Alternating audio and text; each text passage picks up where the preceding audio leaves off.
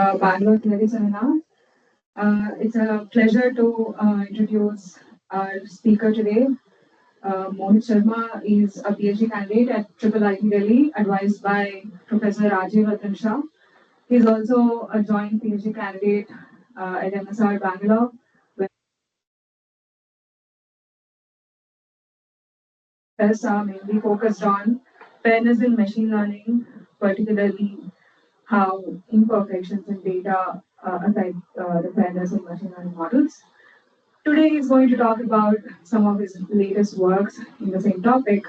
With that, let's give a big round of applause to welcome him. And over to you. Thank you. Hello everyone. I hope I'm audible to the offline and the online audience.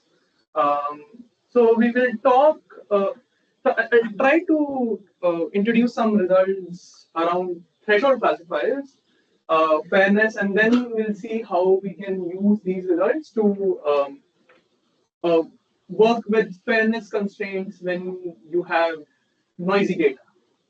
So yeah, I'm finishing up my PhD at IIIT Delhi, and right now I'm very interested in Bayes optimal classification and optimal classifiers, and how can we use them to design practical algorithms. We'll first start by introducing some tools around Bayes optimal classifiers. I'll define what do we mean by fairness in classification, some metrics. Then we'll talk about a very famous phenomena where accuracy and fairness trade-offs occur, and whether they are really trade-offs. Finally, we'll close by looking at why plugin classifiers are not very famous. So yeah, before we even start talking about these things, we'll introduce some notation. So we'll be working with a distribution D, where we have the feature X, the sensitive attribute A, and the label Y. The sensitive attribute can be whether an individual, let's say, is male or female, and we'll deal with a setting where the label we'll deal with classifiers which are generally group aware. That means they take the feature X and the sensitive attribute A as input to predict P or label Y. But sometimes we'll deal with group blind applications where we will make predictions only on the basis of the feature X. And whenever there's some change in the distribution, let's say the label has some noise, we'll denote the change by a tilde. So we'll say that Y tilde is the noisy label, A tilde is the sensitive attribute, noisy sensitive attribute. So now, the most important piece of result for us actually would be what the Bayes optimal classifier looks like. So if I tell you what the distribution is. This is from online. So a quick question is, how much can the distribution shift by? Is there any restriction on tilde versus D? So the question is not audible. The question is how much can the distribution, how much can there be a change in the distribution? Is there any restriction? So we'll see. So one of the results we'll cover will actually demonstrate that if the distribution changes in a certain manner, and if it shifts beyond a certain manner, then things would become impossible. So yeah, there would be some conditions on how much the distribution can shift. Otherwise, we can just always. So it won't be possible to always get nice recovery results. So we'll see this later. So if I tell you what the distribution is, and if we are dealing with two classes, I can always look at the posterior class probability, probability of I equals 1 given X equals X and A equals A, and put a threshold of half on it to predict whether it's label 1 or label 0, where this this indicator denotes it is 1 whenever the event inside is true. So the error of this classifier is generally known as the Bayes error, and this is the best we can do for a given distribution. Right now, this Bayes optimal classifier is not dependent on the hypothesis class. Now, this is very useful to design practical algorithms. For example, people have tried to construct surrogate estimates of this to, people have constructed surrogate algorithms and loss functions on the basis of this Bayes optimal form. And we can also go ahead and design plugin classification rules, which we'll see later. Just like theta itself, the probability. So this probability. This is a distribution dependent term. So if I know the distribution, I'll look at my example and check whether the probability of that example being 1 is greater than or less than half. So right now, this is not learned from data. This is all distribution dependent. So now, once we have the Bayes optimal classifier, we'll ask what kind of fairness do we need and what is the fairness metric. So for example, if I have a classifier H, I can check how many positive examples do I get for each group and try to ask whether the rate of positive predictions is equal. This is known as demographic parity. So for example, here, if these are distribution boundaries for each group, we see that 4 examples here and 4 examples here are given the positive label. So in this example, we satisfy demographic parity. Later we will see how. So there's an obvious limitation to this, but we'll see how to fix it later. So now we can extend the Bayes optimal classifier. So we can say that we have a Bayes optimal fair classifier with respect to demographic parity if our posterior class probability from previous result is greater than some gamma, where gamma is now a correction around half. Now, this correction depends on how much unfairness do we have in our how much unfairness do we have, which depends on our classifier and the distribution. So intuitively, this means that we will relax the positive class prediction threshold for the underprivileged group, and will make it more difficult for the privileged group to obtain a positive prediction, so that things balance out on average and expectation. But the thing is, with demographic parity, they never look at the error. So, for example, I can have a perfectly random classifier, and that would satisfy demographic parity. Because, like, just from this, we can see that if it's a random classifier, both of these quantities would be the same. That we can condition on the label actually being 1. And this is known as equal opportunity. Opportunity because we are assuming that getting a positive label is an opportunity here. So if for both my groups, I have the positive class prediction to be equal, the rate of positive class prediction, the true positive rate, then we satisfy equal opportunity. So again, looking at an example, we see that here 2 out of 4 positive points get classified positively, and here 1 out of 2 gets classified positively. So the true positive rate is half, and hence we satisfy equal opportunity. And again, for equal opportunity, we can again modify the Bayes optimal rule to be fair with respect to equal opportunity by introducing a correction which depends on the distribution and the amount of unfairness, which is generally subsumed inside lambda star. Hi, Mohit. Quick question.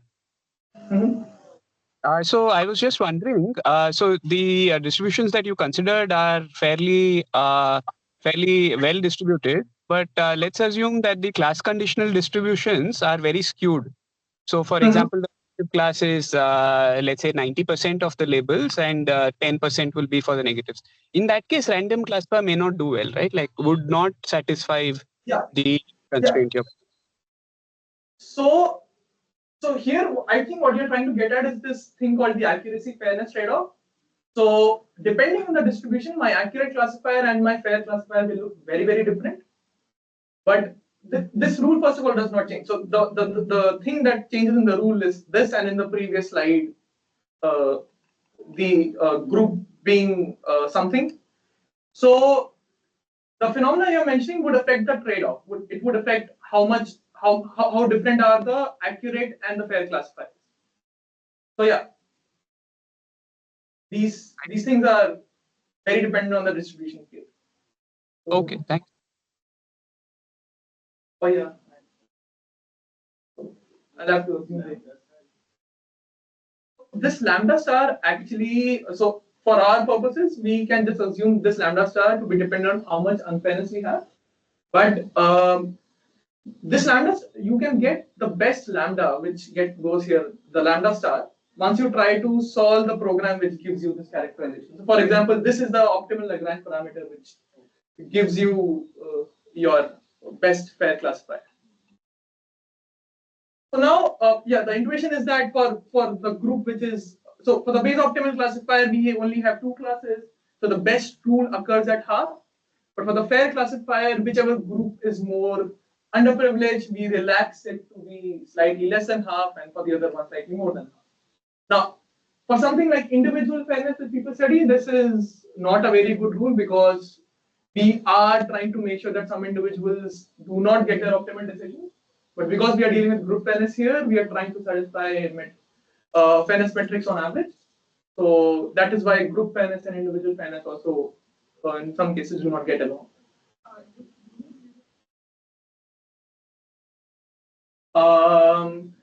So we can write such characterizations for more than two groups, but two labels. But if we go to beyond two labels, then at least these characterizations will be very hard to write. There are some characterizations for multi-class, but they depend on these pairwise thing. So they take the multi-class problem into a binary. Yeah, yeah, yeah. But for binary groups, this thing can be written. So first of all, the fairness metric would change. The fairness metric would go from this equality between two groups to a quantity which is same for all the groups, so that there is no difference. This we will have to obtain for each group, and this would also adjust according to that. So it is possible to do multiple groups, but it's slightly harder to do it for multiple classes. Yeah.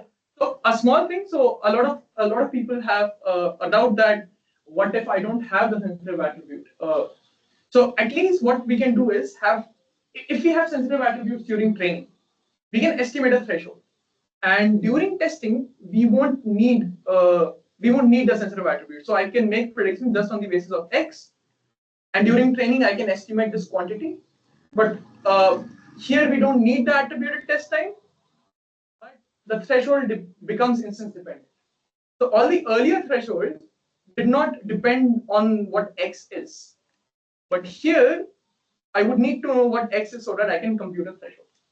So it becomes slightly tricky for the group aware case, a group blind case.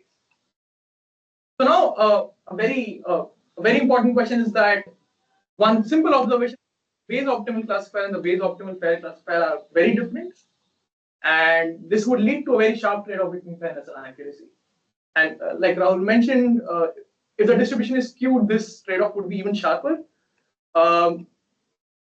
Now, we can try to characterize this trade-off, but we can ask a more interesting question. Can this trade-off be due to bias distributions?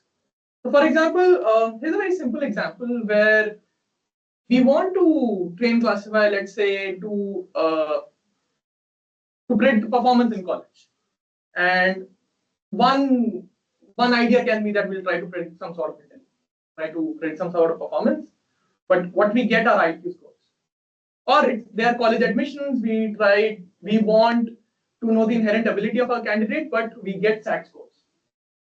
Now the thing is, I'm quoting this directly from this paper, that SAT scores, the performance in SAT scores sometimes can depend on which group you belong to, and you can do further analysis to see that a lot of historical discrimination might have led to unequitable access to, let's say, tuitions or other facilities that you may avail to prepare for the test. So essentially, the SAT scores may be dependent on which group you depend on. So now the data that I observe would already be biased, would already be skewed, and then training classifiers on this would lead to a trade-off between fairness and accuracy. So the question is, is there a trade-off for all distributions? Are there settings where there are no trade-offs? So this is something we tried to work on, and we have some results here. So let's say we want to recover the labeling function that was used to label our data, and in this case, it would be the Bayes optimal classifier. Let's assume that the probability of observing group 0 is R, and our labeling function labels both groups equally. and with some delta being less than half, which is instance dependent, we flip the label, we add some noise. So y is h with 1 minus delta, and it flips to not delta otherwise. And this delta is bounded by some, this instance dependent delta is bounded by some delta. This model of noise is generally known as Mozart noise. So we are essentially dealing with bounded label noise here. And we are still, so this is a slightly stronger assumption, we are still assuming that Mozart noise acts in such a manner that the base rates between the two protected groups is preserved. So we still have in our given distribution, in a true distribution, I'll say this is a true distribution, that the probability of a candidate from group 0 being 1 is the same as the probability of a candidate from group A equals 1 being positive. And we assume that base rate to be Q. This will ensure that the Bayes optimal classifier is fair in the original distribution. So in the original distribution, if we have the Bayes optimal classifier, there are no fairness problems with it.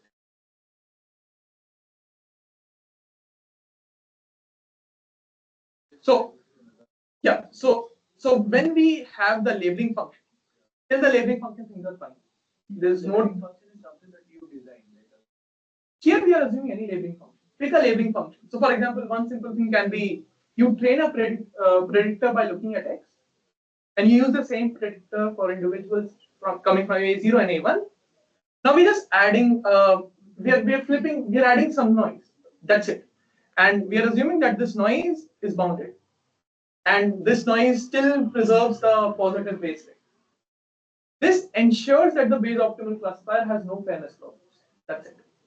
So this is a construction that we will relax later, but we need this construction to show something interesting. It's an assumption. It's not a guarantee. This may not work out. So, for example, because this is instance dependent, yeah. If it were just delta, if all delta x's were just delta, which we'll see can happen, then we don't have to worry. We can just get away with this. But because this is instance dependent, I can have an adversary which carefully flips. So then you will never have this. So now we will construct a shifted distribution, a bias distribution. From A equals 1, my points remain unchanged. So if my point comes from group A equals 1, things don't change. But if it comes from group 0, I first subsample positively labeled point from A equals to 0. I then subsample the negatively labeled points from A equals 0. And then finally, once I have in the third box, once I have this under sampled data, I'll add some label noise, which by a factor of mu. So some points in the fourth box, some points are red. They were not supposed to be red. We have just flipped them from positive to negative. So just to reiterate, we have a given distribution where the Bayes optimal classifier is fair. We don't have any unfairness problems. We shift the distribution so that my underprivileged group A equals to 0 is not only underrepresented, we have like subsampled it, but also there is some label bias or label noise. So now there's a previous result which shows that if you have a distribution defined in a manner we defined, and if we have a bias distribution defined using beta positive, beta negative, and nu, but with a fixed random classification noise. So there is, for every instance, I use a fixed delta to construct y. Then as long as the data bias parameter satisfies certain conditions, so this essentially means that the shift that is happening here is not too much. Then if I train a fair classifier on the shifted distribution here, that would correspond to the decisions given by the Bayes optimal classifier on the true distribution. Now there are a lot of moving pieces here. So first of all, the Bayes optimal classifier on the original distribution D is fair. So we don't have any problems there. Second, we have a shifted distribution D tilde because of beta positive, beta negative, and mu. These are the factors which resulted in that construction. And that in D tilde, things are potentially unfair because we have skewed the distribution in some manner. Third, once I train a Bayes optimal equal opportunity classifier on the shifted distribution D tilde, as long as the shift is not too much, the base optimal classifier and the base optimal equal opportunity classifier on D tilde have the same decisions. So the thing here is, the thing here that the authors wanted to point is that sometimes the fair classifier may not just have a trade-off with the base optimal classifier. Sometimes it may help you to reverse the shift, which might have caused the distribution to be biased in the first place. Now, but this is done for a fixed delta, first of all. And second, the proof of this required a step-by-step analysis of various decisions. So we wanted to see whether we can use threshold classifiers first, get this. And before that, there's a very interesting thing which happens with class probability estimates with these etas. If you change y, which depends on a, eta tilde, which is the class probability estimate on the bias distribution, always changes in a linear fractional manner. So it's linear in both the numerator and denominator, and it's a fraction.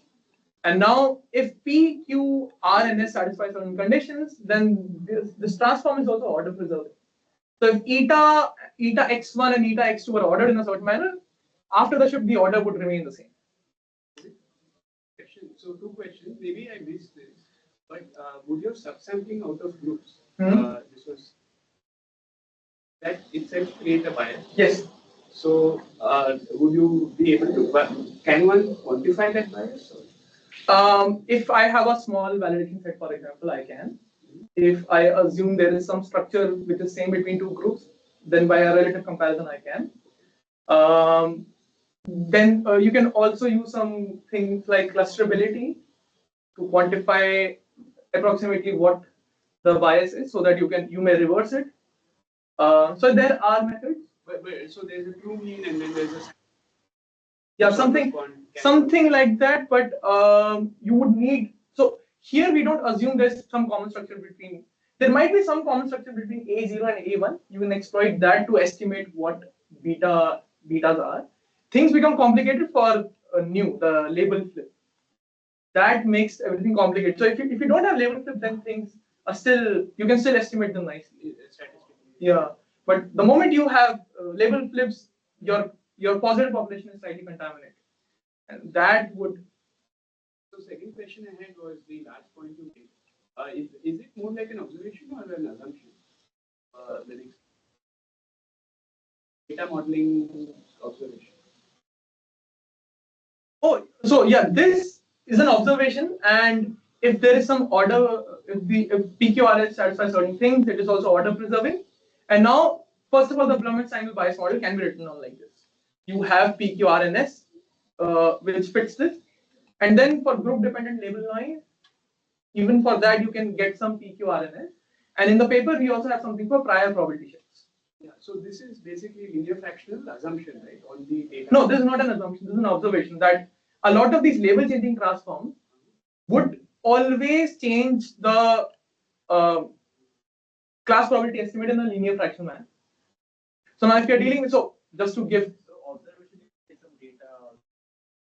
No, just like if in fact for most labels, whenever label change, just the label changes and it does not depend on X. Let's say it's just random flipping or it's group dependent random flipping. The class probability estimate will change in a linear fractional manner. But group dependent is an X. You can remove the group and same thing would work. So for example, for label noise, this transform would work. Now there would be no A's there. It would just be eta of X. And we'll see why this is useful. We'll see slightly later why this is useful. And immediately what one can do is, we can reprove the result from Bloom et al. But instead of a fixed random classification noise, we can do it for Massart noise, and we get the same guarantee back. More than that, the proof technique can be now used to prove things for demographic parity, the other fairness metric, or in fact any fairness metric which has a base optimal characterization. So there are, let's say, predictive parity has a known. There's another fairness metric called predictive parity, which has a known characterization. So we can use that to get recovery bounds even for that. Now, this all happens because of actually an interesting technique. And first of all, for this setup, what happens when you deal with Massard noise is that immediately if no data point would lie in delta 1 minus delta margin. So if this is the space of all etas, then if you have Massard noise which is bounded by delta, then no point would lie in delta 1 minus delta. And because delta is less than half, Do you mind explaining what is massage? Massard noise is, so suppose I flip each point with some probability delta x comma a. Massard noise just says that this noise, this flipping rate would be bounded by some constant delta. This is, yeah, so this is Massard noise here. This is Massard noise. So the noise is bounded. That's it. And it's bounded by less than half, because if it's more than half, things become impossible. Whenever you have Massard noise, this class probability space, this space of class probability scores gets nicely clustered, and no point would lie between delta 1 minus delta. So any threshold TA which lies in delta 1 minus delta would give you the same decision tree. Now the base optimal classifier, which is half, lies in this delta 1 minus delta. So in fact, for this, any threshold which is not half but lies between delta 1 minus delta would be the base optimal classifier. So that's something which happens because of Massard noise. And later we'll try to get similar results for other settings to generalize beyond this construction.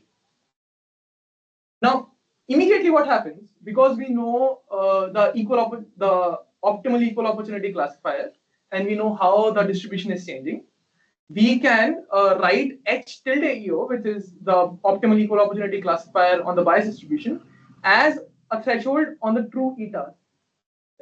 Maybe I missed this, but massage noise is bounded by delta. Mm-hmm.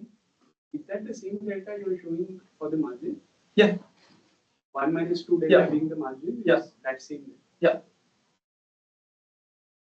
Yeah. And now, so where was I? So because we know the optimal equal opportunity classifier, we can, and we know that this Blum and Stangl bias happens in a linear fraction manner, we can quickly derive the threshold on eta instead of eta tilde, and we get something like this. And because we know that each of this threshold is between delta 1 minus delta from previous step, we can quickly eliminate this lambda, because this lambda might have created problems for us because we don't know what lambda is. We'll have to solve a program for it. So we can immediately eliminate lambda, and this gives us the conditions in the theorem. This immediately gives us the condition of the theorem, and now we have to eliminate other cases. We have to say that suppose these thresholds don't lie in delta 1 minus delta but outside them. Suppose both of them lie on the same side. In that case, the inequality is flipped, so we won't get those conditions. And in a case where thresholds lie on either side of delta or 1 minus delta, we can show that the TPR difference increases. And if you need the optimal equal opportunity classifier, that is the one with equal TPR, that is the TPR difference being 0, then the only one which, the only classifier which would satisfy equal TPR is the one which lies between delta 1 minus delta. So that's how you eliminate all the cases, and that's how you can establish this guarantee.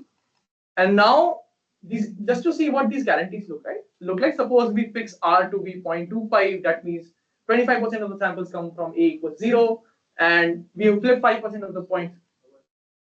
They were on the same side.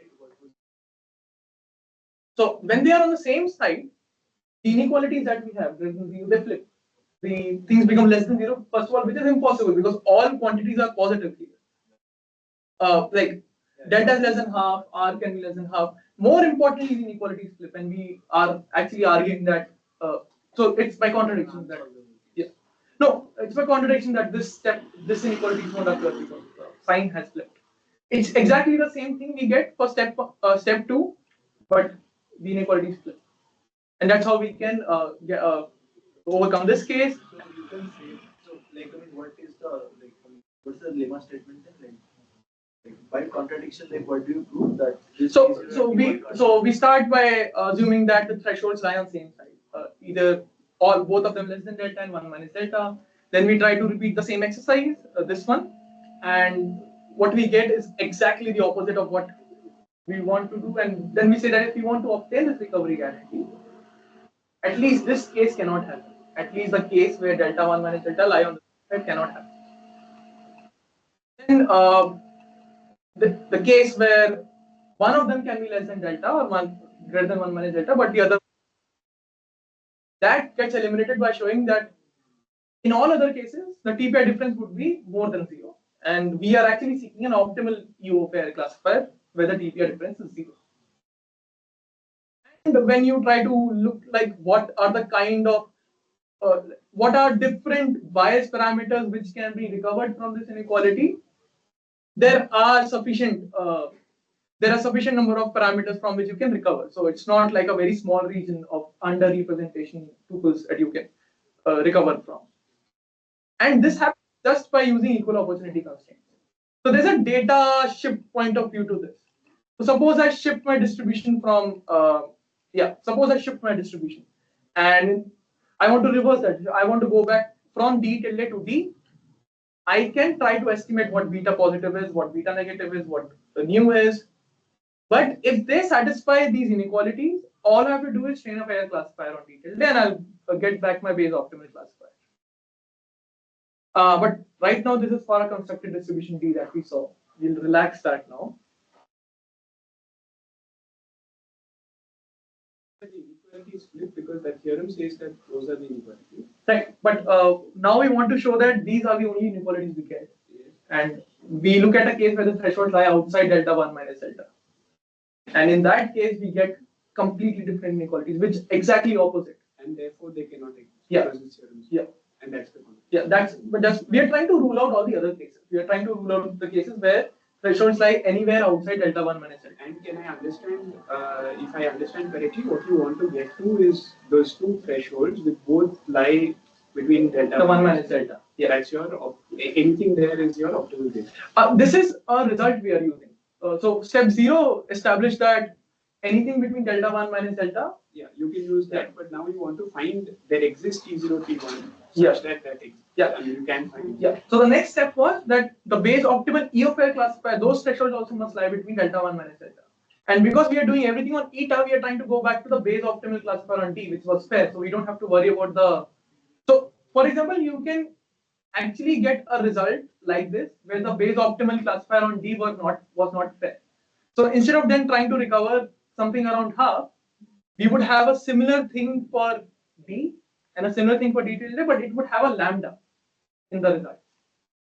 Okay, so like not to add more information. So the way we arrived at this again, like because Bloom et al. Already had this for fixed classification noise, was that we use threshold classifiers first establish that things must lie when things lie between delta 1 minus delta, you exactly get this. And then whenever things don't lie between delta 1 minus delta, you either get completely opposite inequalities or you don't even get equal opportunity classifier.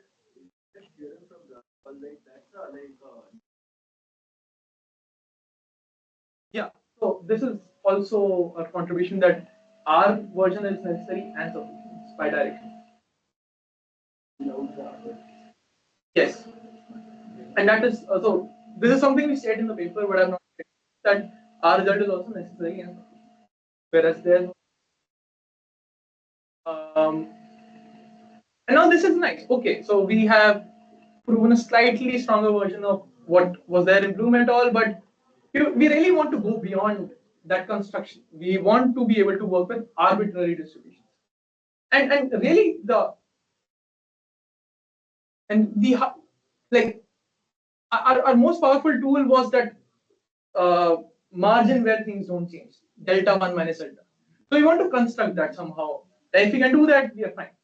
So we'll define something called a reject option classifier, which can either predict a point as 0 or 1, or it can reject a point. So we'll denote rejection with this bot symbol. And now you can write down what the base optimal reject option classifier looks like. Now here delta is not our Massart noise, here delta is the cost of rejection. That means that if I predict a point correctly, the loss is 0. If I don't predict the point right, it's loss 1. And if I choose to reject a point, I'll incur a loss delta. And the reject option classifier can be written down in terms of delta like this. And now you can immediately see what we are trying to do. If eta is less than delta, the point is 0. If eta is greater than 1 minus delta, the point is 1. And if it lies between delta 1 minus delta, we reject that point. And immediately we can prove the same thing. But instead of recovering the Bayes optimal classifier, we recover the Bayes optimal reject option classifier. So if you want to recover the decisions of the best classifier on D, and that best classifier, yeah. The initial data distribution is concentrated in delta 1 minus. Yeah, so this delta would, the cost would become very high. Yeah. So this So inherent cost is dependent, so it's like a function of D. Yeah. Yeah, this, if the distribution is clustered around half. So the intuition here was that the reason we went for this tool was that if things are ambiguous, if things lie, if all class probability lies close to half, we anyways will have a very hard time classifying things. Because for a lot of points, we would be unsure whether to go on this side of the half or that side of the half. So let's just say if whenever things are not very ambiguous, we can use reject option classifiers directly to work with arbitrary distributions. So yeah, that's an inherent assumption actually. And yeah, so we get back the same thing, but we don't know what will happen when H reject is like Rahul said. What if H reject is rejecting points all the time? That would become a small problem. And now there are other ways to work with arbitrary distributions. We can also construct something called epsilon robust hypothesis class, where the idea is the same again. We want to construct a margin where no points lie, so that we can work with that margin to recover. So we can instead robustify our hypothesis class. We can say that there's a margin of epsilon around half where things cannot lie. And we get back slightly different guarantees. But so far the idea has been that we will try to ask the question that can we recover from shifted distribution, bias distribution just by using fairness constraints? And hence in this case the trade-off really, like, here the trade-off question won't make sense because we are trying to go back to an ideal reality. So if the delta choose, so for example, can I just say, hey, I don't want much of push these down, and this would start affecting this, and then this still is valid. So you are saying that I can then find thresholds such that you're satisfied on both sides of the distribution. Yeah. But what gives, like, what is the this region would start shrinking, and I'm happy with that. Right? If delta is too, yeah, so if delta is too high, I think there would be some. So here delta is already very high. It's already at 0.45. But now, depending on what R is, you may start having a smaller region of recovery. So the idea is you want a fairly large. So if you have a very large region of recovery, you may sometimes get away by not estimating beta, but just having a guarantee that beta would always be less than this. So imagine that you're training you are using an algorithm and you don't. But I somehow tell you that beta won't cross this. Beta won't be more than 0.3 or 0.5, let's say. Then you may look at these guarantees and automatically check whether do I need to worry about a trade-off or not. Let's say for the given betas and news, these guarantees get satisfied. So I don't have to worry about my equal opportunity classifier being like having a trade-off with the Bayes optimal classifier or the Bayes optimal reject option classifier here. So that's how it's useful. That's why you would want larger margins. If you have smaller margins, then you will run into problems. You will have to estimate. So R is the probability that the point comes from group 0, the original distribution. So if R is small, for example, and this becomes negative, you will start violating this. So yeah, so what we did is we generalized, we had a Mossad generalization of previous recovery results. We were able to extend it to any fairness metric which has a characterization, in this case demographic parity only. And we can go towards arbitrary distributions using reject option classifiers or epsilon robust hypothesis classes. So the thing is, one interesting thing that helped us was that label changing transforms obey this linear fractional transformation rule.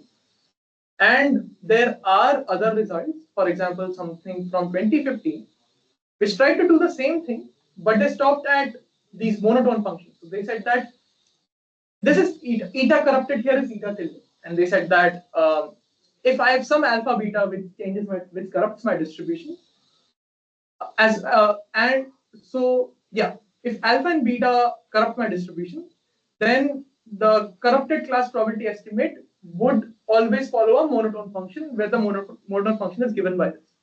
Now they deal with this framework called mutually contaminated noise with alpha and beta parameters, but this raises a question as to whether we can write closed form transformations for a lot of distribution shifts.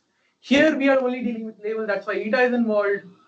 But can we go beyond? Like, can we write closed form transformation for other kinds of feature shifts so that we can use threshold classifiers to understand what is the kind of shift we can recover from? Now, one consequence of the ideas shown previously is that we can analyze something called. Sorry for disturbing the previous one. Just wanted to ask, when your betas are small, they still exist in the previous theorem. If the thresholds are close to 0.5, there still exist beta. The problem is with estimating those betas. There still exist beta such that is valid. Yeah. So, given enough data, you can estimate those beta values. Yeah. And so, given sufficient data, you can make delta arbitrarily small. That's what you are showing. Which is actually delta would be fixed for your choices on the original distribution. For example, if you choose to have a reject, if you want to recover a reject option, delta optimal reject option classifier, you have fixed delta, and that fixes the number of data bias parameters from which you can recover. You fix delta first because you train your optimal classifier to recover, and then you decide what beta is. So, given sufficient data, you can always find the number of samples, the sample complexity would. So you can't. So without data, we can't say anything about the number of samples. Yes. So there would be a sample complexity depending on the delta values, which is possibly going to be very poor for very small, large delta. Yeah. And also, if we are just dealing with beta positive or beta negative, things are still okay. But the moment you have label flips, you'll also have a very sharp term on nu for your number of samples, minimum number of samples. So yeah, delta there's a reasonably strong dependence on delta in terms of number of samples you need. So yeah, coming back to this, the tools that we just talked about can be used to study a setting where you have time varying biases. So for example, if I start from a distribution T, and at each time step T, I introduce a beta positive, beta negative, or C, the ratio of that was C, we saw in the previous slide, and some label flip nu, then again, because these are linear fractional transforms and linear fractional operations are closed, we'll get a linear fractional transform. So exactly as you said, for some of the future work, is there some potential for a learning theory problem with sample complexity guarantees based on data? Yeah, so we have been trying to work on it on and off. Right now, so we can talk after this. So there are some ways we can do it. Yeah. So first of all, if you are dealing with this time varying setting where at each time you introduce some new bias, that still would remain linear fraction. And this is order preserving these constants. So for example, this heavy constant in the denominator still satisfies that order preserving lemma. And as a start, this is only sufficient. It's only one directional. You can immediately see if my bias at each time step is bounded between, let's say, beta n and 1, because 1 is a case where you don't underrepresent at all. Then you can write down a recovery condition. Now, the interesting part would be to try and identify how these betas get realized. For example, I may train a classifier, and that classifier may cause some sort of selection in the next round. So it might be a classifier dependent undersampling and label noise. And in that case, we might be able to introduce some structure in these, and this guarantee can get better. This is something we are working on, we will work on later. So yeah, there is a possibility to analyze time varying shifts with the help of these tools.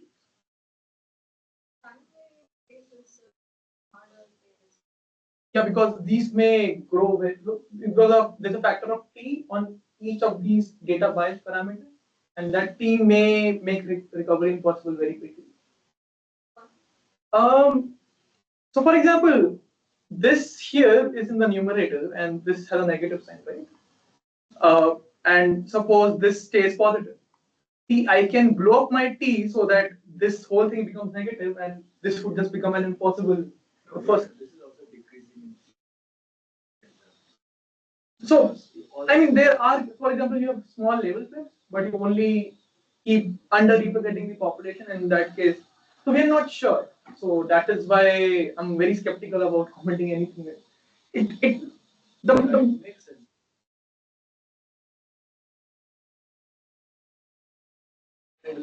yeah. So so because this is a time varying scenario and you are asking a question about t tending to infinity. Stable solutions. So we may want a theorem like this that suppose I have a base optimal distribution T. I introduce a lot of time, a lot of biases at each time step. Now, if I train certain type of classifiers, or if my first classifier is trained in such a manner that suppose the classifier were to cause the underrepresentation of the label here. If my classifier is trained in a certain manner, they would be bounded by something very small, and as t tends to infinity, we may have a very stable point result. That's something. That's a sort of idea we want to see. Yeah. Is this t subscript n to the power t or No, is it just comma t. It just means that beta negative at time on the theorem? Oh, it's not. that is power. Things in the recovery condition are powered. Then how it blows up on the RHS? You're saying something is greater than that. Left hand is a constant and RHS might blow up. Left hand is a constant. So how is that?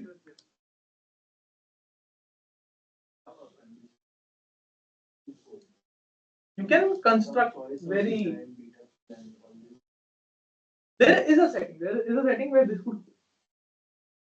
Now, what we want to do later is try to find nicer ways of dealing with time varying biases. Right now, this could blow, and we can't even do both. We can't even do both the directions. So that's why we are just calling it an a future work. There is a lot of work to be done here. And yeah, finally, can we study other forms of shifts? Like that's a very interesting question, and we can again look at the base optimal threshold. We can again look at threshold classifiers, where eta must be greater than some t, and that eta can be written down as a log threshold on the feature probability. And this is what we are doing right now. Suppose there is a shift in the feature. Again, we can leverage a threshold classifier and we can examine when the shifts are not too much so that we can recover from certain kind of feature shift. Now, this is a work in progress, so I won't say more, but this is something we are starting.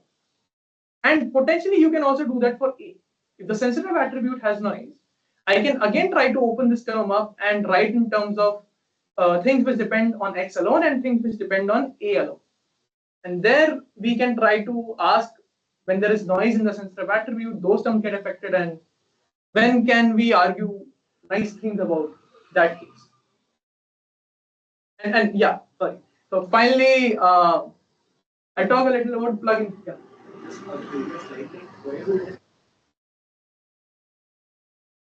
T, so this is some threshold classifier HT. So T is not time element, right? No, T is not time. So T can be any threshold here. For example, T can be half and this is the base optimal threshold, and T can be some fair EO threshold. Yeah. And finally, we really like working with plugin classifiers, but all of these results are for distribution access.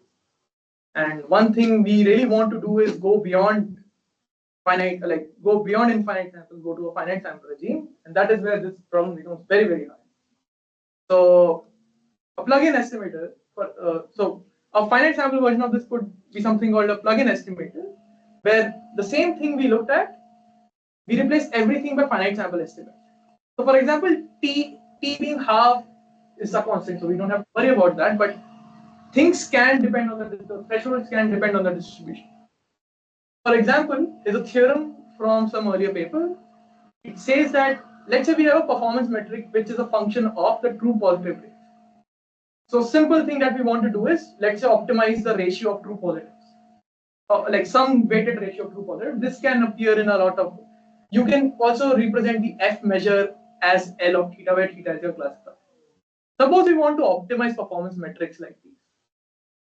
Given distribution dependent constants, we can write down a threshold classifier. We can write down a threshold on eta of x, and this S star depends on the optimal theta star. So there are problems where we know what the threshold is. And there we can use these plugin estimators very nicely, and we can, but we'll have to take some assumptions. We'll have to assume that eta of x is absolutely continuous. Solve for, because Yeah. eta of x is Yeah. It's a very hard. the sign in between the units, so very non-convex. You'll have, so to make it nicer, we'll have to introduce a lot of smoothness assumptions. That eta of x is absolutely continuous on, or the performance measure is monotone, or Lipschitz continuous. Non-convex. That's why you would have to assume something like this. Another thing is these assumptions may look individually very nice. Okay. The problem with plugin classifiers right now is that we need all of them simultaneously, and this becomes very hard to satisfy in practice. There is some work going on which at least has relaxed the continuity assumption, but it will still take some time for plugin estimators to become very mainstream. But the thing is, if you know the threshold and if you can afford some assumptions, some strict assumptions, you may be able to use plugin estimators for your problem. And if you want to do multi-class plugin methods, you'll have to assume pairwise binary or one versus one paradigm.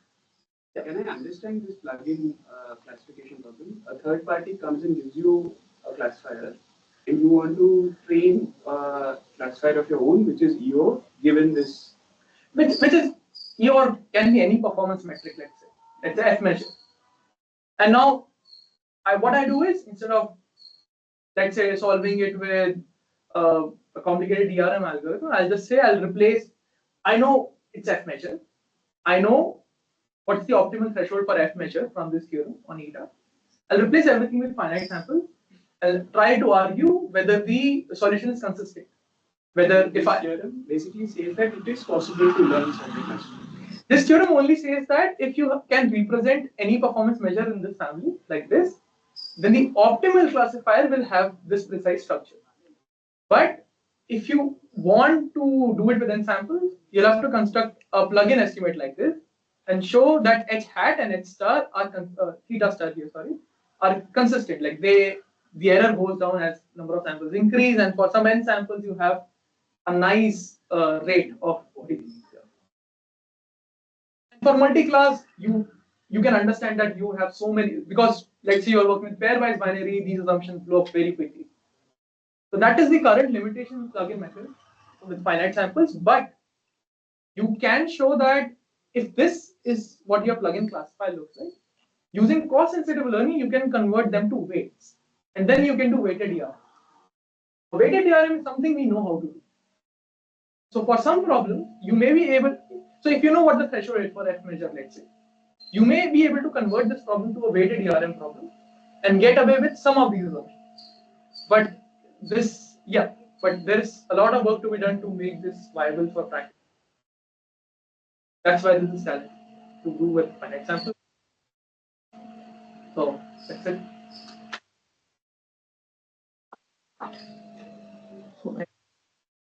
What is DRM? DRM is weighted DRM is Weighted DRM. Yes. Yeah.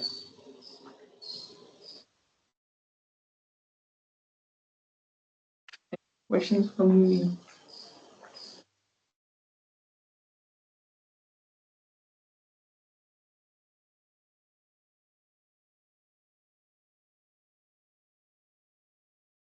There are no more questions for Ken? Okay.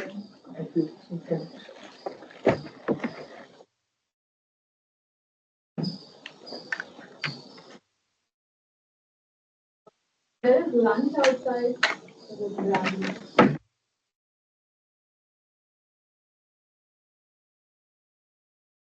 So, should I just exit here?